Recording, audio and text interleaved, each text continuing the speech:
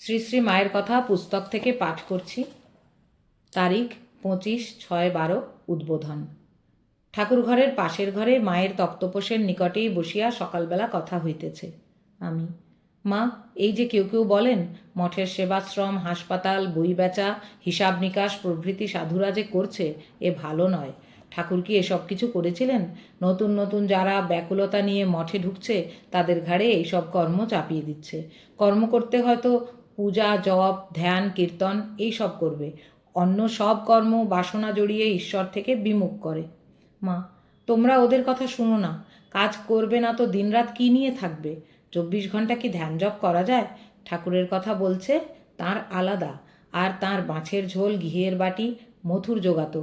এখানে একটি কাজ নিয়ে আছো বলে খাওয়াটি জুটছে, নইলে দুয়ারে দুয়ারে কোথায় এক মুঠোর জন্যে ঘুরে ঘুরে বেড়াবে, শরীরে অসুখ হয়ে পড়বে। আর কেই বা এখন সাধুদের এত ভিক্ষা দিচ্ছে? তোমরা ওসব কথা কিছু শুনো না। ঠাকুর যেমন চালাচ্ছেন তেমনি চলবে। মঠ এমনিভাবেই চলবে। এতে যারা পারবে না তারা চলে যাবে। মণি মল্লিক সাধু দেখে এসে ঠাকুরকে বললে। ঠাকুর বললেন, কি গো, কেমন সব সাধু দেখলে? সে বললে, হ্যাঁ দেখলুম তো, তবে। ঠাকুর বললেন, তবে কি? মণি মল্লিক বললে, সবাই পয়সা চায়। ঠাকুর বললেন, কি আর পয়সা চায়? হয়তো একটা পয়সা। গাঁজা কি তামাক খাবে? এই পর্যন্ত। তোমার ঘিয়ের বাটি, দুধের বাটি, গদি এসব চাই। আর তার একটা আধটা পয়সা মাত্র। হয়তো একটু তামাক কি গাঁজা খাবে। এও চাই নে, সব ভোগ তোমরাই করবে, আর তারা 1 পয়সার তামাকও খাবে না। আমি, বাসনা থেকেই ভোগ। চৌতলা বাড়িতে বাস করলেও যার বাসনা নেই তার কিছুই না। আর গাছতলায় বাস করেও বাসনা থাকলে ওই থেকেই সব ভোগ এসে পড়ে। ঠাকুর বলতেন, মহামায়ার এমনি খেলা যে যার 3 কুলে কেউ নেই তাকে দিয়েও একটা বেড়াল পুষিয়ে সংসার করাবে। মা, তাই তো, বাসনা থেকেই সব। বাসনা না থাকলে কিসের কি? এই যে আমি এসব নিয়ে আছি, কই, আমার তো কোনো বাসনা হয় না, কিছুই না। আমি, তা তোমার আবার বাসনা কি? মা, আমাদের ভেতরে কত কি তুচ্ছ বাসনা উঠছে, এসব কি করে যাবে? মা, তোমাদের ওসব কোনো বাসনা নয়, ও কিছু নয়। মনের খেয়ালে অমনি উঠছে, যাচ্ছে। ওসব যত বেরিয়ে যায় তত ভালো।